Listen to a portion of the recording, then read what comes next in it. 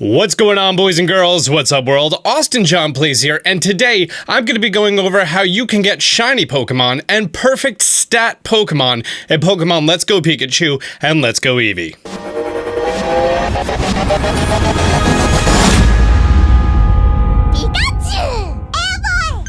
This is more or less a follow-up to a video that I made for release day for Pokemon Let's Go Pikachu and Let's Go Eevee that had very preliminary information on some of the information I'm going to be talking about today. So this video is all updated stats and specifics and information. And thanks to your comments that you left on the previous video, I knew some questions that you guys wanted answers. And since the original release of these games, there are these answers. This video is addressing a lot of those. Everything I'm going to be going over as far as how to get a perfect IV Pokemon and how to get a shiny Pokemon revolve around combos. So this is more or less a guide on how to do combos and what combos do for you in Pokemon Let's Go Pikachu and Let's Go Eevee. As soon as you start the game and you get your starter, you're already given a plethora of Pokeballs and you can go and begin your first combo. A combo is catching one species of Pokemon, like a Caterpie and then another Caterpie, and then that creates a combo. Brief overview on how to do a combo. There are only three things that break a combo. Is that the species of Pokemon that you're looking for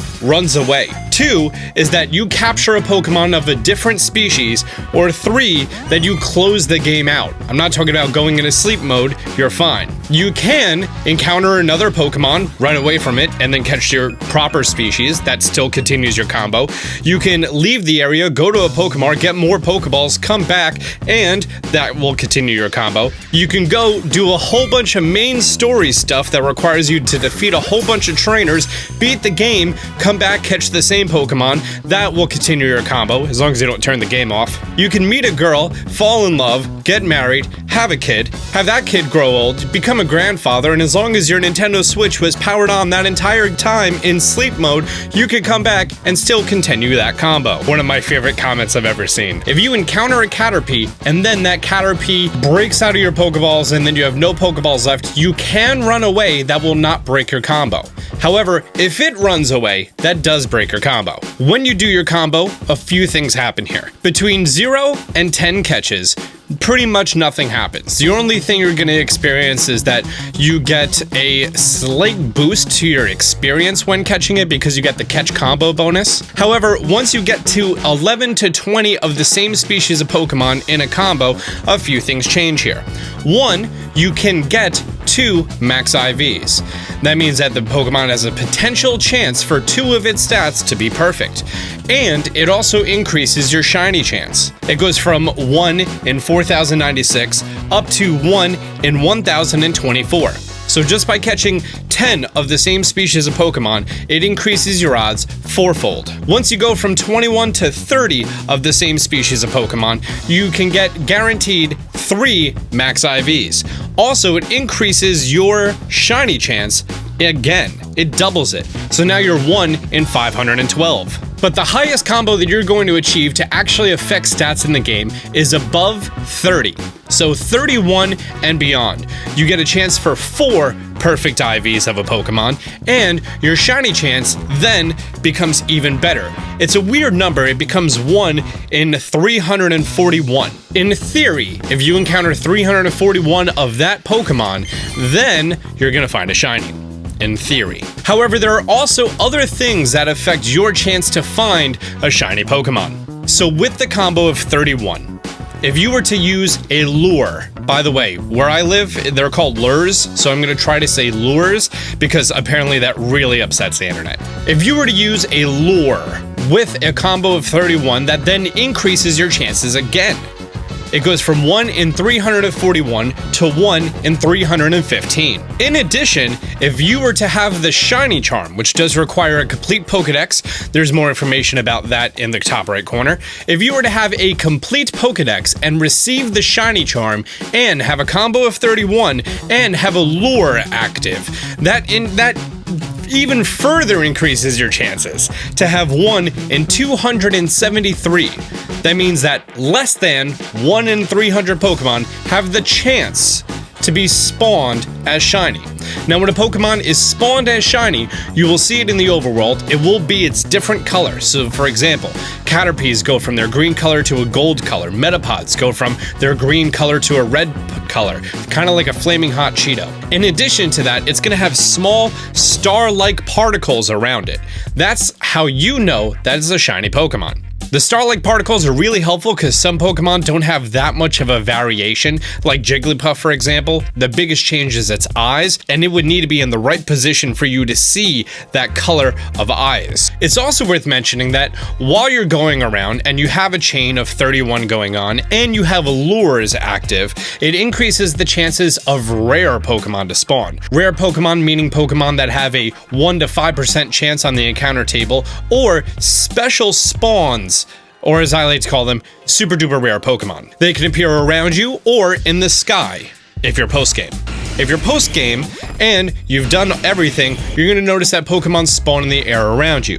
Those same Pokemon follow these same stats. There are some areas that are undoubtedly better to shiny hunt for Pokemon. That's due to one main reason, which is called the max spawns. So every single location, meaning if we're talking about Cinnabar Island's mansion, or if we're talking about the power plant, or any route or any waterway, has a max spawn amount.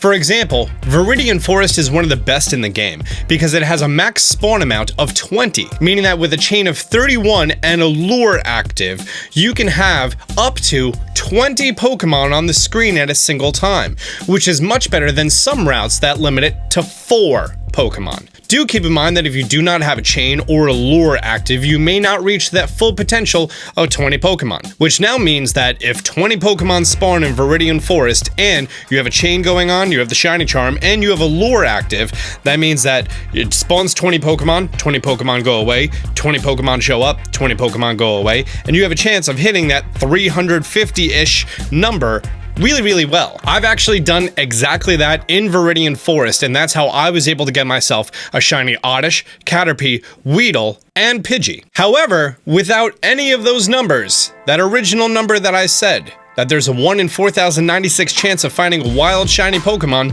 is completely true. My first time playing the game, I ran across a shiny Raticate, and it was red, and I was like, great, and then I caught it. That was it. You can find a full shiny odds Pokemon in this game, and because you get to see the Pokemon before you enter the battle screen, it's going to feel like it's faster than any previous game before. In the previous games, you need to go into encounter, hope that it's shiny, and if it is, you have the chance to catch it. But now, you can single out and target the Pokemon that you want to catch, which is fantastic. I seriously hope that there's Pokemon in the overworld and this same sort of mechanic for 8th gen. That's going to be fantastic. As far as the best way to catch a shiny Pokemon, there's a very controversial argument on the internet, which is it better to, say for example, fly in your Charizard or Dragonite from one area to the next, and then wait for those Pokemon to spawn, go to the other one, wait for these Pokemon to spawn because that despawns those Pokemon faster, or to wait in one single space. I personally believe that solely relies on the max spawns. For example, Viridian Forest, 20 Pokemon show up. Say for example, everyone despawns after 30 seconds. That means that in 1 minute, you're gonna have 40 different Pokemon spawn, as opposed to the leave an area, come back, wait for them to individually spawn and show up. I personally feel like it takes more time. However, there is no solid evidence behind that. If you are on a route that has less spaces, like 3, 4, 5, maybe 6, some people believe that if you were to leave the area and come back, that there's going to be a better chance for you to find a shiny Pokemon. I don't have any concrete proof if that's more effective or not, so it's up to your belief if you choose to believe that or not. All that matters now, and all that you should be focused on, is that there is now such a better chance for you to find wild shiny Pokemon, and that's fantastic. Isn't that what we all want? Now, just a reminder, shiny hunting was never meant to be a fast process. This is something that requires a lot of work, dedication, and a little bit of skill, but most importantly, a lot of know-how. Once you have all that in place and you're ready to start shiny hunting, it does require a lot of patience. Even though this game has the Pokemon show up and you have a better chance at experiencing it, it's still a very rare occurrence. Yes, it may happen 2 times in a row consecutively, and then your third one could take 8, 10, 12 hours. That's just the luck of the draw. That's the random number generator, and most importantly, I don't want you to feel discouraged. If you're discouraged, you're gonna not want to do it, and then it's gonna hurt your morale, but you just gotta stay persistent. Following what I said here in this video, you're gonna have a good idea on everything that you should do. And with all that in place, you can shiny hunt Pokemon. If you do, I'd love to see a clip. Be sure to tweet me at AustinJohnPlays. That way I get to see you catching your shiny Pokemon in action. Always love seeing it and helping out you guys. So guys, if this video was informative or helpful, be sure to leave a like down below. If you're new to the channel, be sure to subscribe, turn on notifications. Until next time, Austin John out.